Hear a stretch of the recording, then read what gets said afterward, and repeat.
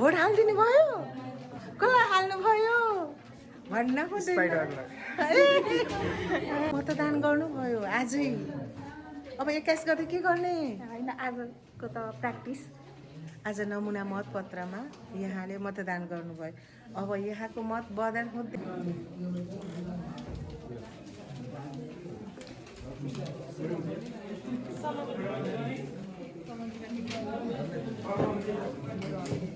कति नम्बर भयो तिम्रो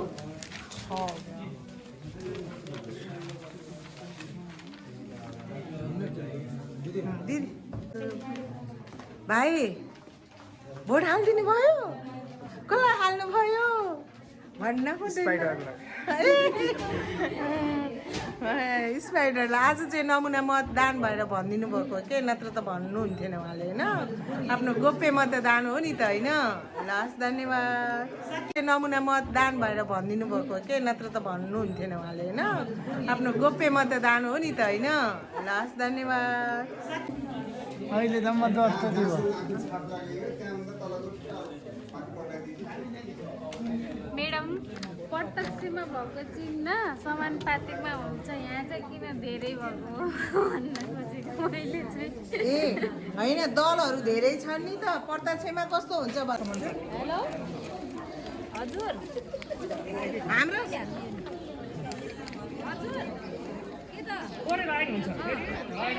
डबल गर्न पाइँदैन एकचोटि लगाएपछि भयो ल पटाउन सिक्नुहोस् है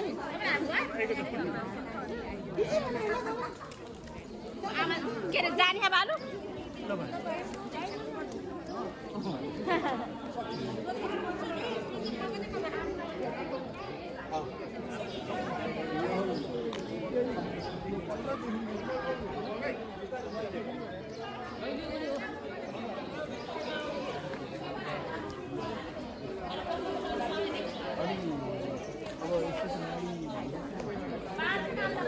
मत हालिसक्नु भयो पठाउन सिक्यो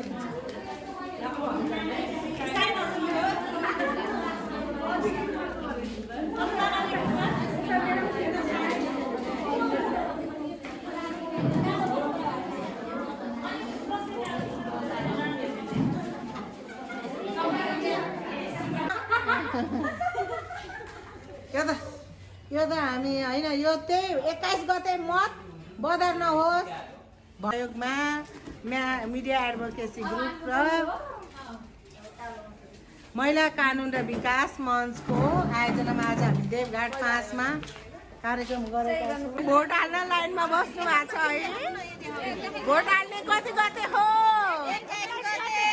आज हामीले के गरिरहेछौँ नमुनाको मतपत्रमा मतदान गर्ने तरिका सिक्दैछौँ है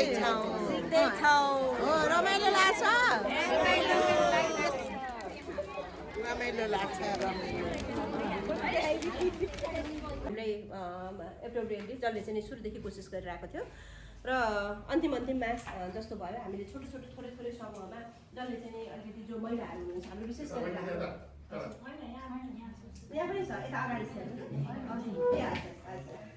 विशेष गरी आजको कार्यक्रम चाहिँ हाम्रो महिला केन्द्रित हुन्छ तर हाम्रो पुरुषहरूलाई पनि हामीले सहभागी गराउने आज सर्टिफिकेटको पनि कुरा छ नि त र विशेष गरी जेनजी उमेरको युवाहरू जसलाई चाहिँ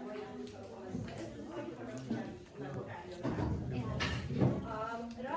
केही एक्सपिरियन्स व्यक्तित्वहरूलाई नहोस् भन्ने नै हो एक मात्र चाहिँ सिधा कुरा भन्दाखेरि चुनावमा धेरै जसो भोट बदर हुँदा चाहिँ नि महिलाहरूको भोट बदर हुन्छ भन्ने खालको त्यस्तो खालको छ कि किनभने धेरै जसो हाम्रो महिलाहरूले धेरै अब कतिपय अवस्थामा कसरी भोट हाल्ने के गर्ने हाम्रो सिकाएको पनि हुँदैन हतार हुन्छ एकैपल्ट हामी जान्छौँ लाइन बस्छौँ अनि गएर भोट हाल्छौँ होइन अनि कति बदर हुने र अहिलेको चाहिँ